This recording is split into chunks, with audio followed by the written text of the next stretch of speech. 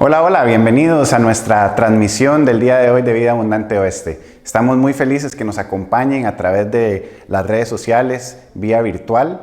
Le damos la bienvenida a todas las personas que están conectadas a esta transmisión, las personas que son parte de nuestra casa y que por algún motivo no pudieron asistir presencialmente, y también a aquellas personas que tal vez nos visitan por primera vez vía virtual o están pensando en visitarnos en algún momento. Queremos que se sientan bienvenidos, que puedan acompañarnos presencialmente y que puedan compartir con nosotros en comunión. Estaríamos muy felices de recibirlos. El día de hoy vamos a compartir la palabra de Dios y quería darles un versículo que se encuentra en 2 de Timoteo 3, 16, 17.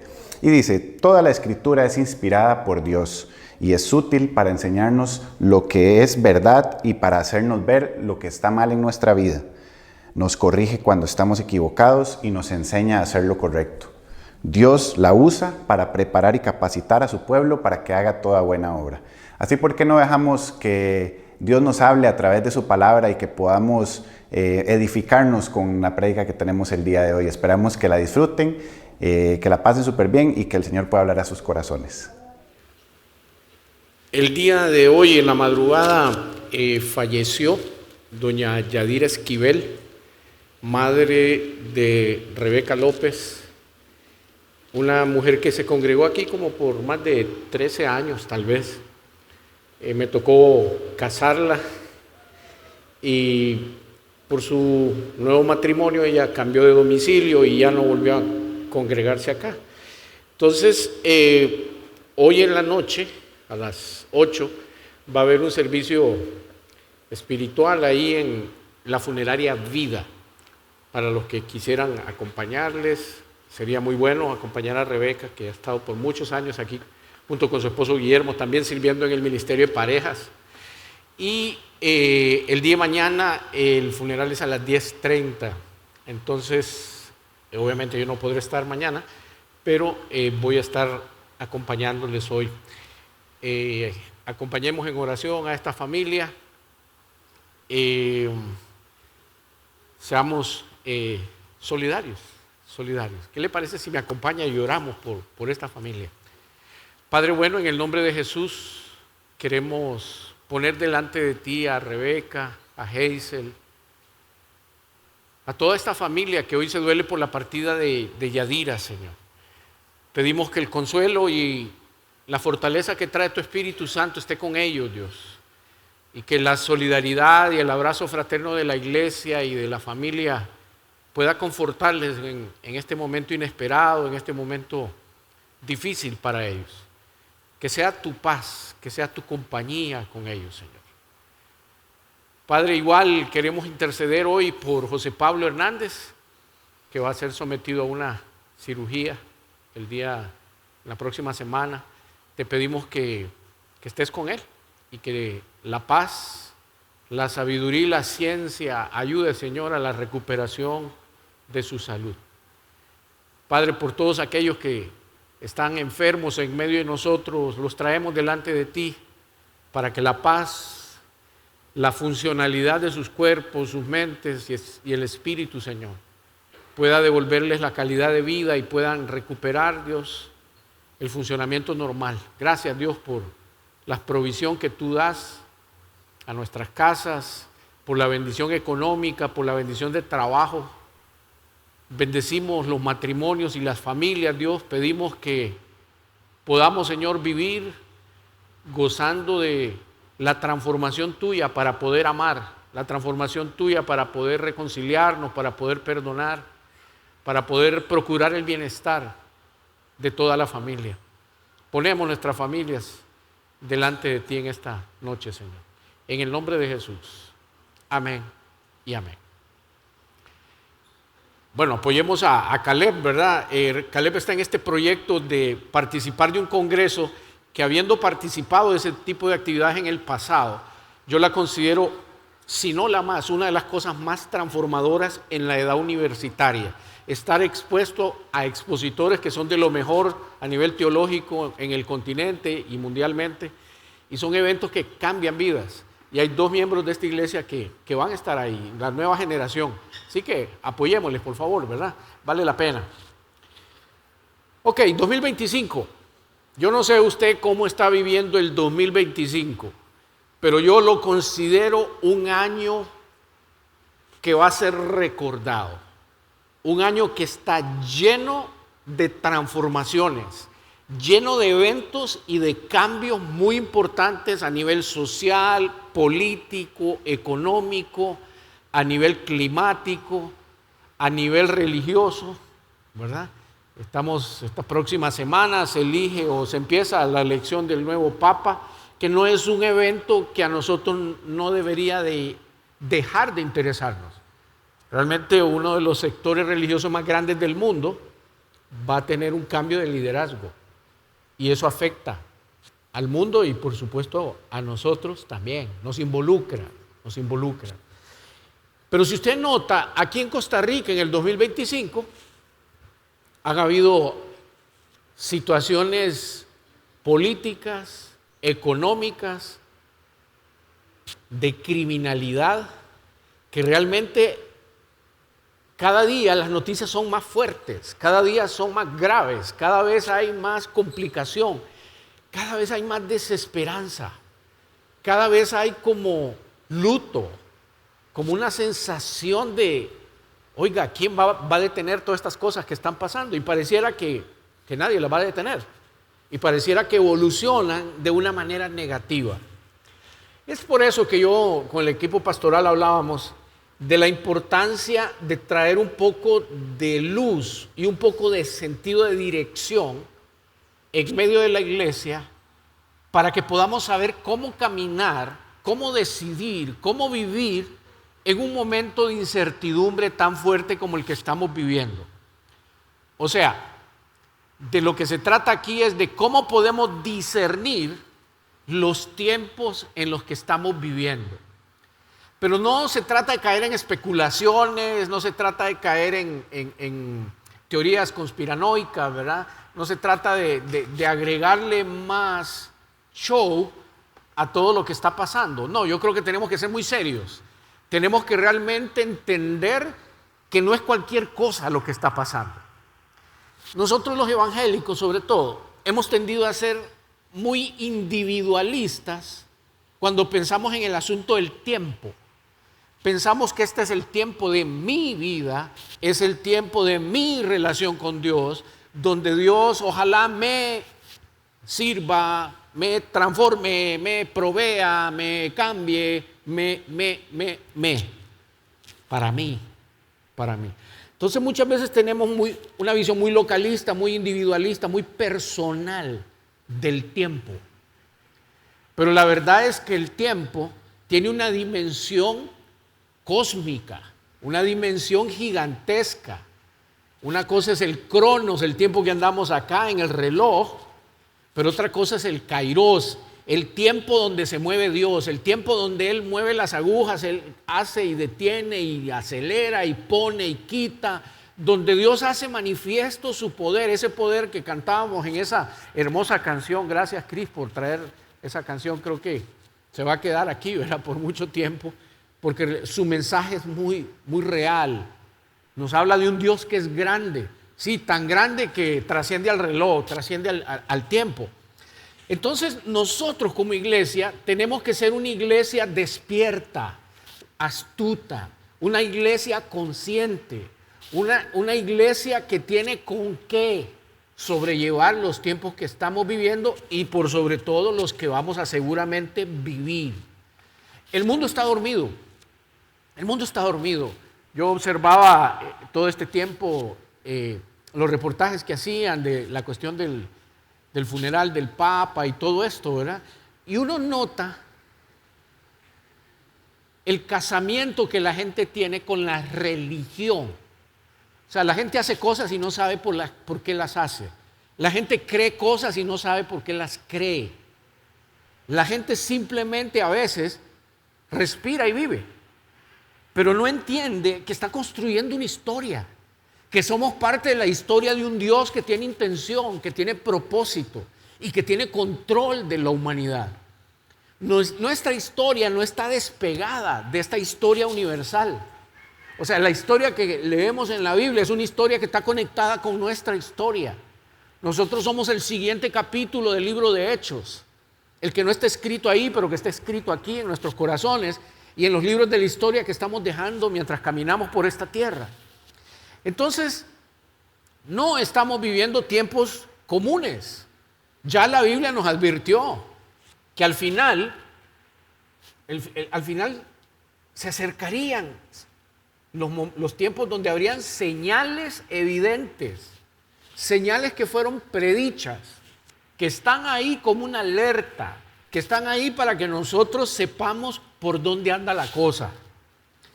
Pero entonces, en medio de esas señales, Cristo no nos llamó a temer. O sea, la actitud de nosotros ante lo que estamos viendo, noticia tras noticia, evento tras evento, no es como para que nosotros empecemos a paniquear, para que empecemos a tener temor y para que abandonemos la fe que hemos tenido hasta ahora. Es fácil tener fe cuando uno va ganando, es fácil tener fe cuando uno está saludable, es fácil tener fe cuando uno tiene dinero, es fácil tener fe cuando el amor está ahí a la puerta. Pero la vida no solo es eso, la vida también es historia, es consecuencia de decisiones pasadas. Entonces, ¿cuál es el deber de nosotros los cristianos en este siglo? 3 cositas que les menciono. Lo primero es reconocer las señales proféticas.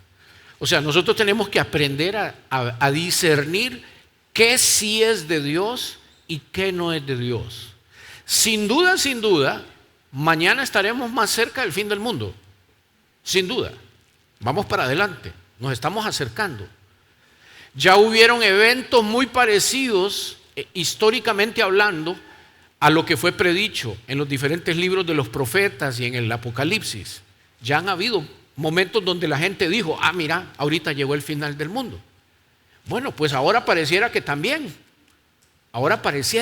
Por eso es que no podemos ni paniquear ni ponernos ansiosos, pero tampoco podemos dormirnos y quedar en indiferencia. La segunda cosa que tenemos que hacer es entender la realidad actual. ¿Por dónde se está moviendo el mundo? O sea, voy a mencionar un par de cosas que están pasando aquí en unos momentos, pero realmente hay procesos dirigidos, procesos históricos, cambios reales que están siendo empujados y están siendo evidenciados. ¿Cómo respondemos a eso entonces? Por un lado, con fidelidad, porque este no es el tiempo de abandonar el barco, porque si usted abandona el barco se quedó y perdió la esperanza por la que ha estado luchando todo este tiempo y por lo que nos hemos comprometido con el reino de Dios. Nosotros tenemos que recuperar el sentido de la esperanza. O sea, ahí donde hay problemas, es el momento en el que hay que aplicar la fe. O sea, la fe no es para cuando uno está bien, la fe es para aplicarla cuando la situación se pone difícil. Y la esperanza es que nosotros, ante lo difícil que nos ha sido anunciado, ante lo difícil que viene viviéndose la vida, tenemos que tener esperanza que eso tiene un fin, que hay un Señor Jesús, del que celebrábamos su resurrección hace poco, que volverá pronto y que volverá como Rey y que volverá con mano fuerte, que volverá a darnos a todos lo que Él ha querido, la salvación y la vida eterna. Entonces, hay 3 cosas que yo quiero mencionar hoy. Estamos viviendo en medio de una generación confundida con su género, confundida con su ideología, confundido con su economía, confundidos en lo moral y en lo espiritual. Pero eso ya no fue anunciado. Mire lo que dice Mateo 24, del 3 al 14. Dice, hablando de Jesús, y estando él sentado en el monte de los olivos, los discípulos se le acercaron aparte diciendo, dinos, ¿cuándo serán estas cosas? Ojo, esto fue hace 2000 años, ¿verdad? ¿Cuándo serán estas cosas? ¿Y qué señal habrá de tu venida y del fin del siglo? Respondiendo Jesús les dijo, mirad que nadie os engañe, y eso es importante resaltarlo hoy, que nadie te engañe. Hay mucha gente engañando, hay mucha mentira. La verdad está siendo oculta o está siendo diluida. Porque vendrán muchos en mi nombre diciendo, yo soy el Cristo. Y a muchos engañarán. Y oiréis de guerras y de rumores de guerras. Mirad que no os turbéis, porque es necesario que todo esto acontezca. Es necesario que todo esto acontezca. El sufrimiento, la injusticia, los personajes que emergen en la historia son necesarios que acontezcan. Esto es tan así como que Simón de Cirene tenía que pasar por donde tenía que pasar para cargarle la cruz a Jesús. Sabía que tenía que pasar. Que los romanos tenían que estar ahí oprimiendo a los judíos. Tenía que pasar. Que uno de los 12 se le reveló a Jesús. Tenía que pasar. Pues en este siglo, para que la historia de Dios se siga moviendo, hay cosas que todavía tienen que pasar y no son cosas buenas. Pero aún no es el fin. Porque se levantará nación contra nación y reino contra reino, y habrá pestes y hambres y terremotos en diferentes lugares. Y todo esto será principio de dolores. ¿Qué es principio de dolores? Pueblo contra pueblo, nación contra nación. Haga la lista de lo que está pasando ahorita. Hay una guerra entre Ucrania y Rusia. Hay una posible guerra entre Pakistán y la India. Hay pleito entre Canadá y Estados Unidos a nivel comercial. Hay pleito entre China y Estados Unidos. Hay pleito entre los europeos y los rusos. Hay pleito entre los carteles de la droga, entre sí mismos en México, en Centroamérica, en Colombia. O sea, hay muchos grupos, unos en contra de otros. Los partidos políticos. O sea, hay pestes, hay terremotos. ¿Vieron el de Chile? Dramático, ¿verdad? Dramático. Hambre. Hay epidemias. Hay situaciones en África de hambruna que nadie dice nada, pero ahí están. Hay pleitos en África, en Burkina Faso, con intentos de golpe de Estado, ese tipo de cosas. Pero ¿qué dice aquí? Principio de dolores. O sea, sí podría coincidir bastante bien con esta descripción. Yo no estoy diciendo que esto es ya, pero parece. Por eso hay que discernir, por eso hay que llevar el hilo de la historia y ver si las piezas van encajando y van encajando. No por morbosidad, sino por estar alertas. Porque mire lo que dice. Entonces, o sea, cuando empiece todo, os entregarán a tribulación y os matarán, y seréis aborrecidos de todas las gentes por causa de mi nombre. No sé si ha visto las noticias de Siria. Los cristianos están siendo asesinados en Siria por ser cristianos. O sea, hay una persecución espectacular que emergió este año, 2025. Claro, entonces mire lo que puede ocurrir. Muchos tropezarán. ¿Quién es usted? ¿Alguien que va a tropezar? ¿O alguien que se está preparando para no tropezar? Porque aquí se nos está hablando a todos, ¿verdad? Muchos tropezarán entonces y se entregarán unos a otros. Y unos a otros se aborrecerán. Y muchos falsos profetas se levantarán y engañarán a muchos. Y por haberse multiplicado la maldad, el amor de muchos se enfriará. El amor de muchos se enfriará. Y eso empieza en casa, y eso empieza en el matrimonio, y eso empieza entre hijos y papás. Ahí se empieza a enfriar el amor, ¿verdad? Pero después ese amor se enfría socialmente. Y empezamos a ver los grupos étnicos y empezamos a nacionalizarnos, ¿verdad? A defender nuestros grupos. Y empezamos a enfriar el amor ante la necesidad del otro, ante el migrante, por ejemplo. Mas el que persevere hasta el fin, éste será salvo. Mas el que persevere hasta el fin, éste será salvo. Miren, nosotros no hemos tenido el tipo de evento social donde nos hayan tenido que apuntar con un arma pidiéndonos que neguemos nuestra fe.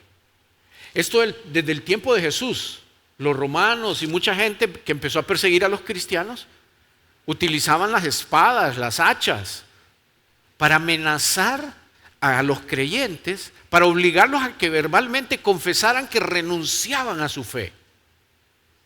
Nosotros aquí en Costa Rica no hemos tenido esa maldición hasta ahora, gracias a Dios. Pero hay gente que sí lo está viviendo en diferentes partes del mundo. Pero el punto aquí es, si hoy a cada uno de nosotros nos pusieran un arma y nos exigieran negar nuestra fe, ¿qué haríamos? Hablando en serio, ¿qué haríamos? ¿Moriríamos del miedo antes que de la bala? Son cosas que podrían pasar en un futuro, están anunciadas. Y luego dice, y será predicado este evangelio del reino en todo el mundo, para testimonio a todas las naciones, y entonces vendrá el fin. Este versículo, como nunca en la historia de la humanidad, hoy es posible que se esté cumpliendo. Con todo el adelanto de las telecomunicaciones, con todo el adelanto de la inteligencia artificial con la cual se están traduciendo a los lenguajes locales la palabra de Dios para que sea accesible. Oiga, esto está en cuestión de muy pocos años en que todo el planeta haya podido realmente tener el acceso en su idioma de la palabra de Dios. O sea, como nunca antes. O sea, en el tiempo de los apóstoles, ¿se imagina que pensé? Si la gente ni sabe ni leer y escribir. Oiga, ¿quién va a ir hasta allá a España a evangelizar? O sea, ni pensaba. Ahora esto es en cuestión de segundos. Pablo, hablándole a Timoteo, le decía, tratando de prevenirle estos tiempos futuros, también debes saber de esto, que en los postreros días vendrán tiempos peligrosos, porque habrá hombres amadores de sí mismos, avaros, vanagloriosos, soberbios, blasfemos, desobedientes a los padres, ingratos, impíos, sin afecto natural, o sea, sin amor, implacables, calumniadores, intemperantes, crueles, aborrecedores de lo bueno, traidores, impetuosos, infatuados, amadores de los deleites más que de Dios, que tendrán apariencia de piedad, pero negarán la eficacia de ella. A estos evita. Esta semana miré 5 capítulos de una serie, de un documental que lo recomiendo increíblemente. Es sobre la historia de la guerra de Vietnam. La cantidad de fotografías y videos reales es impresionante en esa película. Yo no había entendido realmente el porqué de la guerra de Vietnam y cómo había sido la dinámica Vietnam del Norte, Vietnam del Sur, los Estados Unidos, por qué todo esto duró 10 años de guerra. Grabaron sesiones dentro de la oficina oval del presidente de Estados Unidos, donde se escucha cuando están tomando decisiones, donde se hacen comentarios, etc. Y realmente yo terminé asqueado, esa es la palabra, asqueado. de ver cómo algunas personas, políticos, reales, porque fue en tiempo real, no es una especulación lo que le estoy diciendo, realmente por puros intereses propios, tratando de lograr una reelección presidencial, sentados fumándose un puro, tomando café rico, mientras cientos de miles de soldados norteamericanos eran masacrados en Vietnam, masacrados por algo que no entendían, por algo que no tenían que estar haciendo, por un conflicto que lo único que servía era para generar riqueza para alguna gente, porque la guerra siempre es un buen negocio. Y si sabe usted que hay guerra ahora o anuncios de guerra, es porque detrás de todo esto hay toda una maquinaria generadora de plata que está moviendo la cosa para que la economía vuelva a levantar donde se ha ido cayendo. Entonces, ahí es donde yo veo esto se ha ido cumpliendo. O sea, actualmente líderes mundiales, que no voy a mencionar los nombres porque usted lo sabe muy bien, pero calzan perfecto con esta descripción. ¿Y qué es lo que dice la palabra? La palabra dice, evítalos, evítalos. O sea, no tenga nada que ver con ellos. ¿Por qué? Porque ellos, el camino por el que ellos van no es el camino por el que nosotros vamos. El camino del reino de Dios no es el camino que estos tipos intentan abrir con sus decisiones financieras y económicas. Entonces, ¿cuál es la realidad sociológica? La sociedad, ¿cómo está esta sociedad? Bueno, estamos viviendo, les menciono 3 cositas. Un narcisismo digital espectacular, una crisis de identidad manejada por esa tecnología digital que utilizamos en los medios de comunicación. Es un culto al yo, un culto a lo que yo hago. Es una promoción de estilos de vida que no son para todo el mundo, porque la realidad financiera del mundo no lo va a dar. Hay un rechazo al diseño de Dios con estas actitudes de estos líderes. Hay una idolatría del placer. O sea, ese es el mundo que usted y yo tenemos que estar claros. O sea, alguien me venía a hablar de un muchacho adolescente que se está criando en un ambiente y entonces la idea de esta familia era sacarlo de ese ambiente y meterlo en una burbuja, ¿verdad? Y que no oiga, que no vea, que no diga, que no. Les digo, no. Nosotros los cristianos no estamos para escondernos. Nosotros los cristianos estamos para prepararnos para saber responder ante esas cosas. Esas cosas existen y están así como están por el silencio de nosotros, por la indiferencia de nosotros, por el miedo de nosotros. Ante esta realidad, nosotros tenemos que compartir la verdad de Jesús.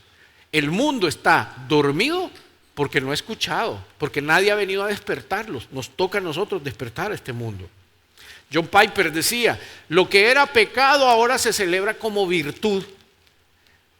Y nosotros los cristianos nos reímos cuando se ríen de nuestra manera de pensar y de...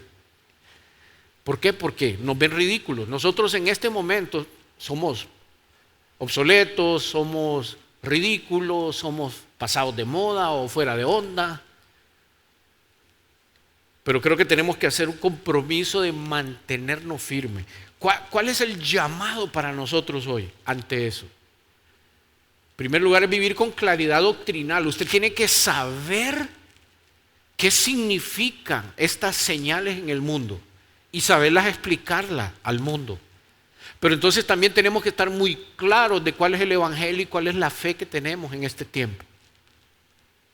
Tenemos que vivir en santidad. Yo regañaba a alguien esta semana porque estaba viviendo un estilo fuera de la ética cristiana. Y yo le dije a esta persona, mira, por culpa tuya, la iglesia es vista como es vista por la gente. Porque dicen, ¿y este tipo que dice ser cristiano? ¿Y este tipo que dice que anda ahí haciendo cosas? Con ese testimonio, con ese tipo de ética. Por eso nos odian, por eso nos rechazan y por eso la iglesia tiene tan mala reputación. Porque estamos dejando de vivir en santidad. Y déjeme decirle, hay que tenerle miedo a Dios y no a las circunstancias. Tengámosle miedo a Dios de no ser santos. Porque las circunstancias vendrán, pero después vendrá el juicio. A ese hay que tenerle miedo. A ese. Porque eso va a determinar tu eternidad. Tu eternidad. Sin santidad nadie verá al Señor, dice el libro de Hebreos. Entonces también nuestro llamado es a vivir en verdad. Vivir en verdad. La verdad. La verdad. Y a veces decir la verdad es reconocer las faltas, es reconocer las culpas, es reconocer la debilidad, es reconocer nuestra tentación. A veces eso es la verdad y hay que decirla. Pero también hay que decir la verdad de Dios, que Él perdona todas esas cosas, que Él transforma, que el que empezó la obra en mí la terminará. Eso también hay que decirlo. Que el que busca a Dios encontrará en Él su misericordia. Entonces vivimos en una generación confundida, pero además esta humanidad está asustada. Vivimos en un mundo de susto.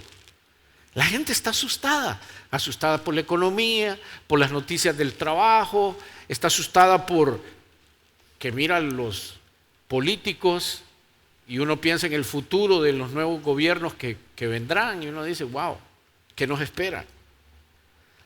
Por eso Lucas también nos dice, refiriéndose al futuro, entonces habrá señales en el sol, en la luna y en las estrellas. O sea, y eso solo lo controla Dios, ahí no hay política ni ideología.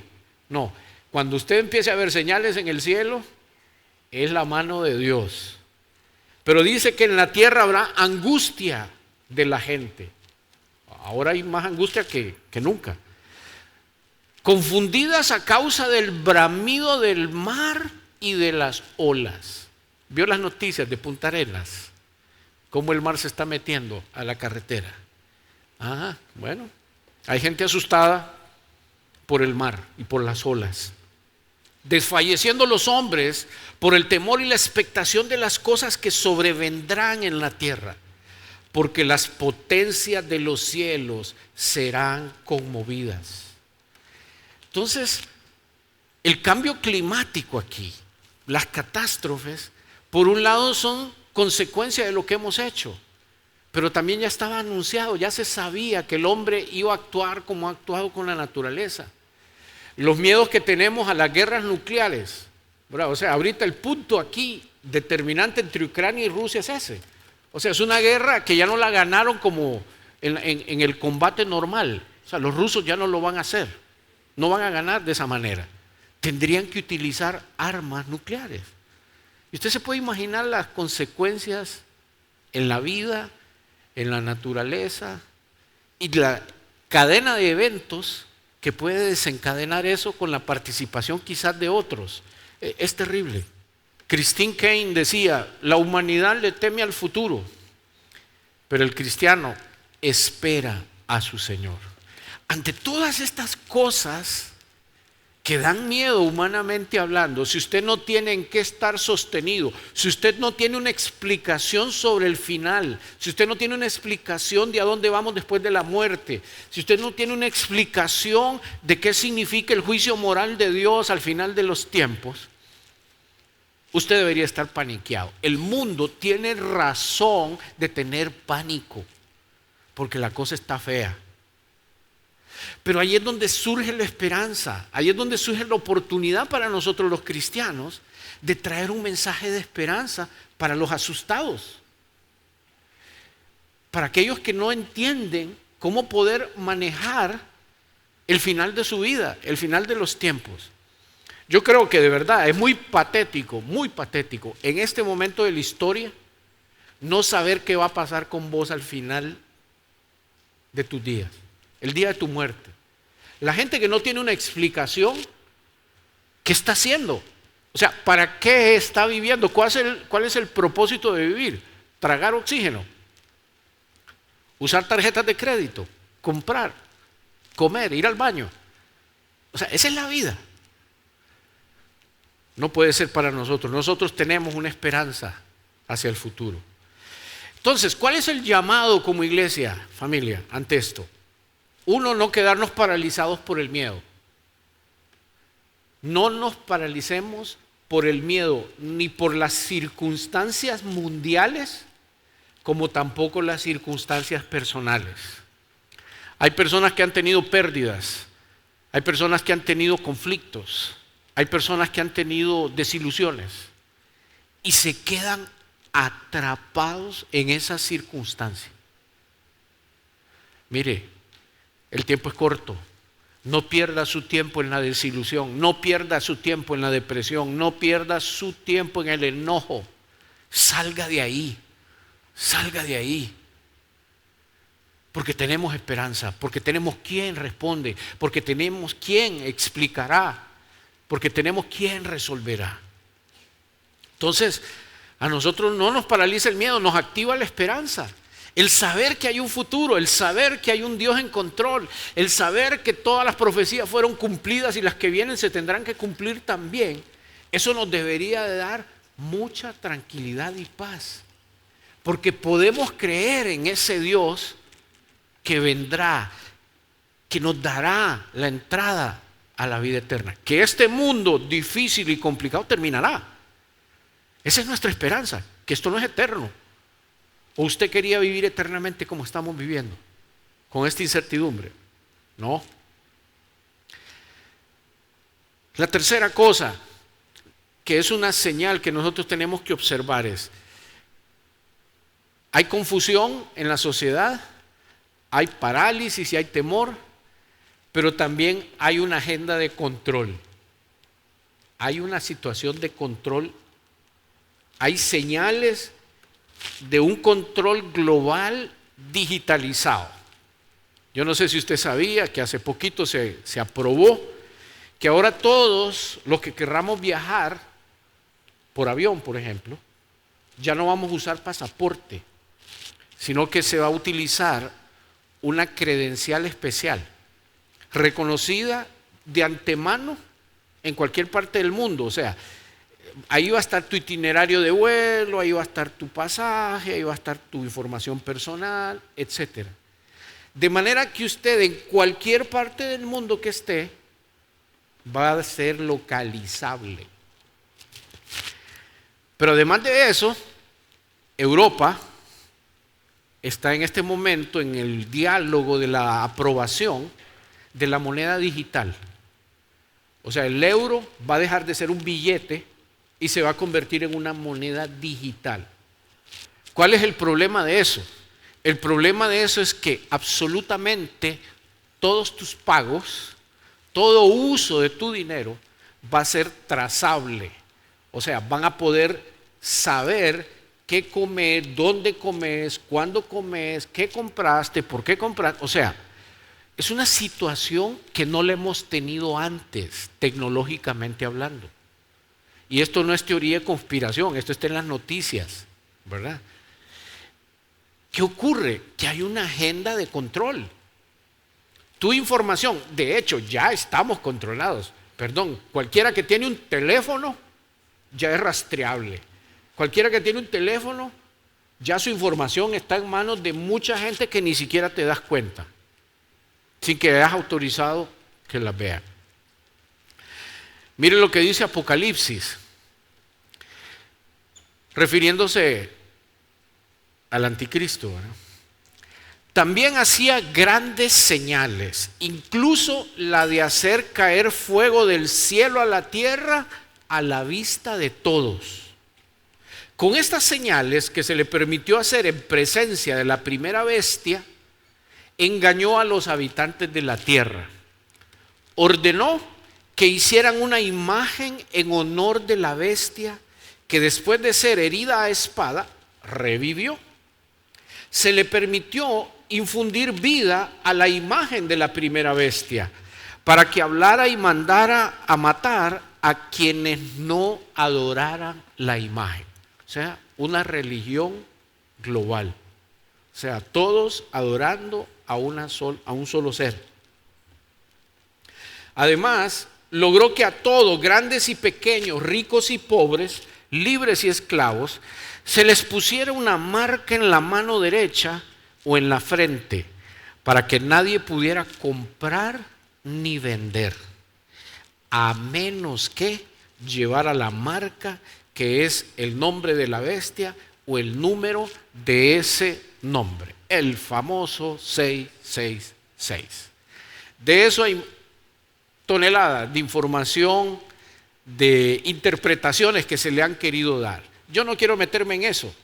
Lo único que yo quiero señalar es que lo que sí nos fue dicho es que va a haber un sistema de control. En el final de los tiempos hay un sistema de control para vender y para comprar. No sé si es un chip, no sé si es 10,000 cosas que podríamos imaginar que es. No me voy a meter a especular, pero lo que la palabra claramente nos está diciendo es que hay alguien con intención y hay alguien con una idea que impone globalmente y que implicará el control de la vida de la gente. Entonces ya estamos viviendo un control biométrico. Ahora ya ni necesitas presentar muchas identificaciones, ya con solo que te lean el iris del ojo, ¿verdad? Toda tu información ya está en todos los diferentes países que están pegados a ese sistema. Lo que mencioné de las monedas digitales, la inteligencia artificial sin ética y el avance de este control hace que la tecnología en este momento, la tecnología pudiera fácilmente convertirse en una amenaza para nosotros. Yo soy un fan de manejar tecnología. Yo creo que la tecnología tiene muchísimo que aportarnos a la calidad de vida, pero no soy ingenuo en saber que la tecnología en malas manos puede causar problemas. Francis Chan, un pastor norteamericano, dijo esto: la tecnología es neutral, pero en manos caídas se vuelve dominio. En manos caídas se vuelve dominio. O sea, muchas veces hay información que creemos que es inocua, o sea, que no tiene importancia, pero es información personal tuya que puede ser utilizada para muchos fines. ¿Qué hacemos ante eso? Porque es un poco complicado, ¿verdad?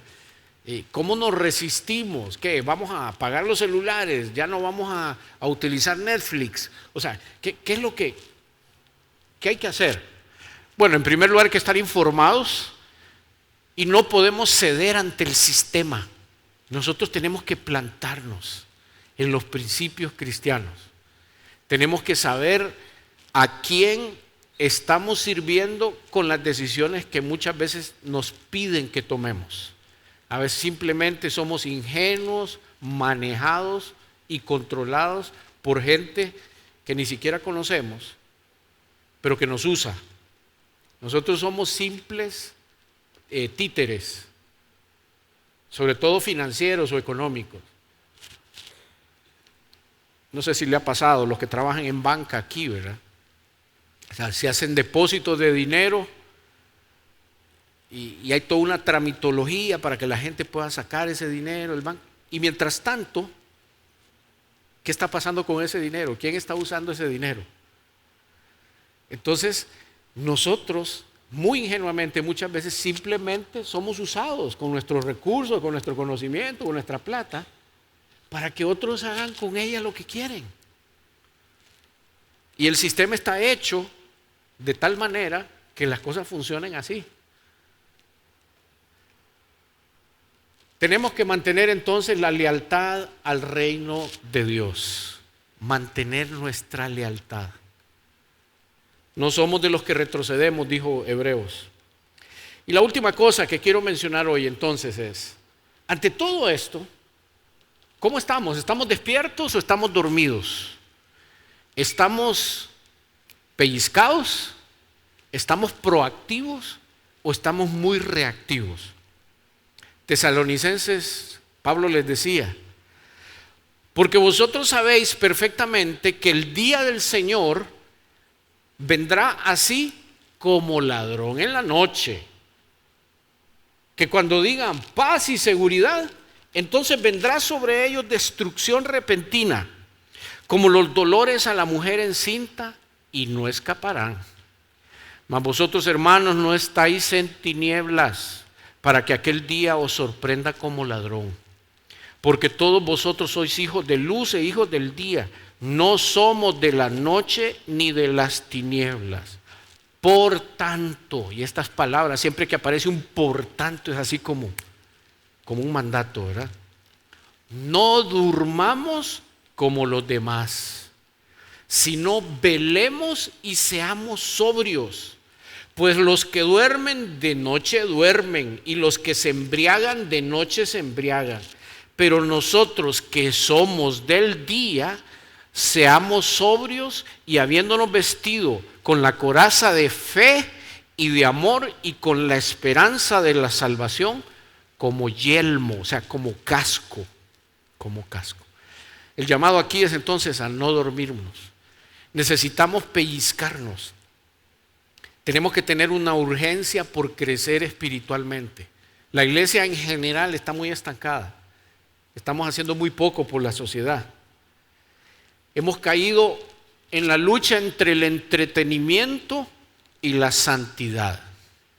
Cuando las iglesias o los pastores nos ponemos un poco estrictos, la gente jala, la gente se va, porque dice, no, ahí me exigen mucho. La verdad es que yo lo que quiero es estar tranquilo y que me hablen bonito y que me den ideas y sabiduría para el día de mañana, etc. No han entendido. Caemos fácilmente en el entretenimiento. Todas estas luces son peligrosas, porque la gente puede quedar atrapada en querer venir por la luz, por lo bonito, por el programa, por la producción, y no venir buscando la gracia, el favor y la misericordia de Dios. Yo prefiero apagar todo esto, ni siquiera usar micrófono. Este ya me está obstinando un poco. Me tiene todo el día. Prefiero eso, a que volvamos a capela, al desierto como Jesús, a la arena, pero que prediquemos la palabra, que se oiga el mensaje, que podamos vivir con amor. Y no permitamos eso último, ¿verdad? Que nos enfriemos, que el amor de nosotros se enfríe, porque este mundo angustiado, confundido y perdido, lo que más necesita es alguien que te diga, todo va a estar bien. Todo va a estar bien. No como un dicho, no como lo que alguien le dice en medio de una crisis a alguien, ¿verdad? Todo va a estar bien. Por fantasía, inclusive. No, es que usted y yo sabemos que todo va a estar bien. O sea, ese es, ¿quién dijo miedo? Sabemos que todo va a estar bien. Entonces, ministremos esa esperanza, llevemos eso como misión. O sea, que nuestra misión en medio de tanta confusión sea traer esperanza. El cristiano no está llamado a negar o a caer en una negación de lo que está ocurriendo en el mundo. Sería muy estúpido hacerlo. Pero si somos llamados ante eso que está ocurriendo, que entonces asumamos una labor positiva, una labor de compartir el mensaje de esperanza. El mundo necesita saber que ante su angustia por la calidad de vida que han llevado, hay una opción para el perdón. Que ante la angustia tenemos esperanza. Hoy, lo dijo Leonard Ravenhill, no necesitamos motivadores, lo que necesitamos es profetas. ¿Cuál es la diferencia? Que el profeta va a usar la verdad. El motivador no siempre. El motivador usa muchos recursos para tratar de que nos olvidemos de la realidad y etcétera. No, aquí lo que necesitamos son profetas que digan en el nombre de Jesús, pellizquese, en el nombre de Jesús, cambie, en el nombre de Jesús, haga. Eso es lo que necesitamos. Estamos viviendo tiempos difíciles y vienen peores. Y vienen peores. Por eso 2025 se la trae. Aquí hacen falta un par de eventos a nivel mundial que nos van a dejar en otro momento de la vida. Pero entonces preparémonos, agarrémonos de la fuente de esperanza que es Jesús. Hoy quisiera animarles a que velemos, a que oremos y que actuemos con ese propósito eterno. Por eso hoy celebramos la Santa Cena, una vez más. Por eso una vez más nos tenemos que recordar de qué se trata que todavía nosotros estemos vivos. ¿De qué se trata que todavía nosotros estemos aquí? ¿Para qué? Le voy a pedir a los músicos que pasen y voy a pedirles a ustedes que pasen a las mesas a recoger los elementos de la Santa Cena. Y les explico algo. Ahorita está el pan está juntamente en la misma recipiente que el vino o el juguito ahí, ¿verdad? Lo que tenemos que hacer es destapar y zafar para poder sacar el pancito.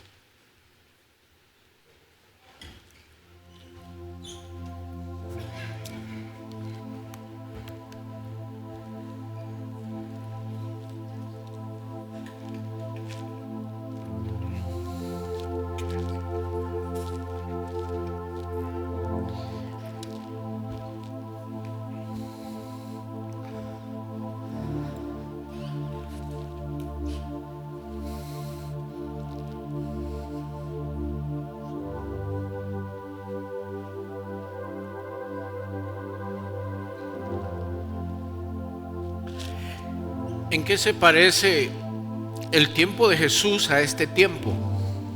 En mucho, en mucho.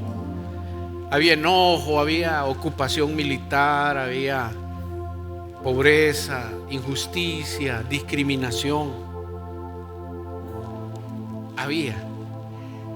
Y realmente que Jesús determine iniciar el proceso de su crucifixión es el equivalente a decir: basta, ya, basta, esto hay que empezarlo a componer.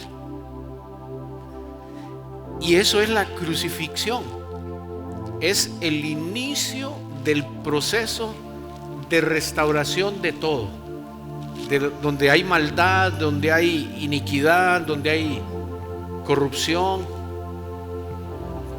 volver a someter todas las cosas bajo la autoridad de Jesús. Y eso tenía que hacerlo como hombre y vino como hombre. Pues bueno, a nosotros como hombres nos toca igual sobrellevar la tentación, vivir en santidad, para que al morir nosotros, al igual que Jesús, no seamos retenidos por la muerte.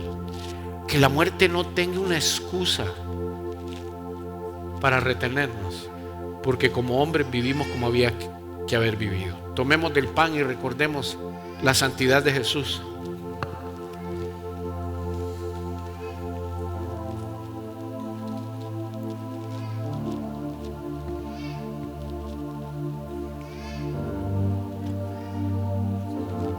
Hoy se nos podría hacer la pregunta a nosotros: ¿vos podrías estar dispuesto a morir por aquel que murió por vos? Hablando en serio, ¿estaríamos dispuestos a morir por aquel que ya murió por nosotros? Durante la historia de la vida de la iglesia han habido muchos mártires, muchos mártires. Y no para poner drama a esto, pero si usted ve la historia de los 12 apóstoles, 11 terminaron muy mal, empalados, decapitados, crucificados, todos. ¿Qué significó eso? Compromiso. Esa muerte, ese sacrificio nos tiene hoy aquí, porque el evangelio se extendió. Gente que estuvo dispuesto a viajar, a entregar su tiempo, sus recursos, su vida, para cambiar los tiempos, para que pudiera haber luz, para que hubiera esperanza. Yo no estoy hablando aquí de que uno tiene que autoejecutarse, ¿verdad? No estoy hablando de que uno tiene que ser irresponsable. No, de lo que estoy hablando yo es de compromiso y convicción. Compromiso y convicción.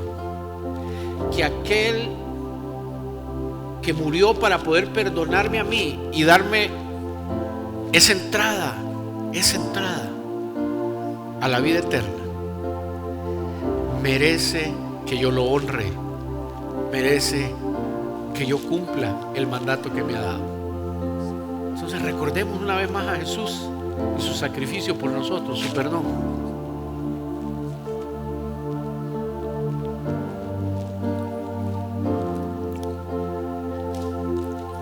Padre amado, gracias por Jesús, gracias por el Espíritu Santo, que hoy en medio de un tiempo complejo en la humanidad, en nuestro país, en nuestras familias,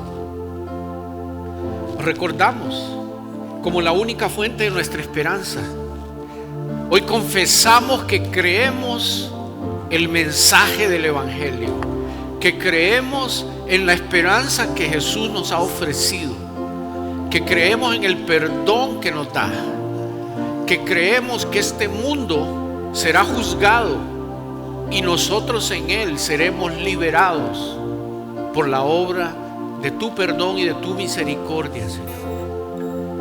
Padre, danos la capacidad de sobrellevar los tiempos difíciles. Danos la capacidad, Dios, de ser la esperanza para aquellos que viven tiempos difíciles. Ayúdanos a traer luz donde hay oscuridad. Ayúdanos a traer coraje donde hay miedo y parálisis. Ayúdanos, Señor, a no desperdiciar el tiempo que todavía nos has dado. Padre, hoy ponemos nuestras circunstancias delante de ti y te pedimos que nada de ello nos impida estar del lado de las soluciones de los problemas de este mundo. Ayúdanos a estar del lado de la solución.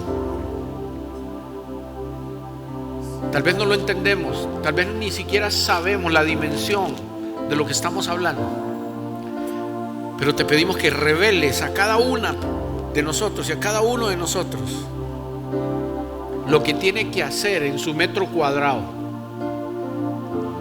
Ayúdanos a ser portadores de esperanza, Dios, portadores de esperanza. Te lo pedimos en el nombre de Cristo Jesús, que así sea. Amén y amén. Familia, oremos por Costa Rica, oremos por el mundo. En serio, creo que este es el tiempo para enfocarnos en la oración. Que Dios les bendiga.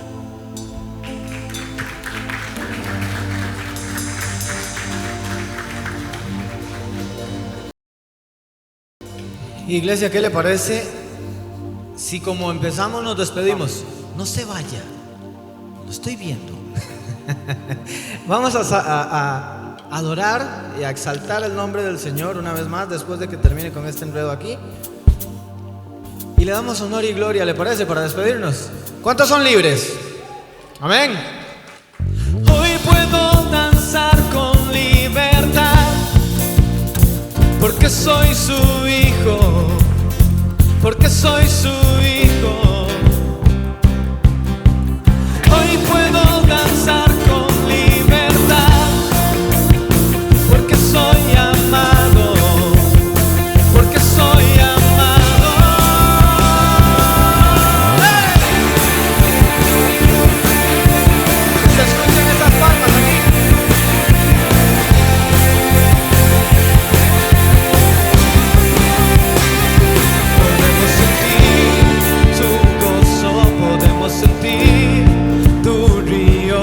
Sanidad en las aguas, podemos danzar, dígalo, podemos sentir tu gozo, podemos sentir tu río, hay sanidad en las aguas, queremos danzar, venga, hay libertad en la casa de Dios, hay libertad en la casa de Dios, hay libertad, hay libertad.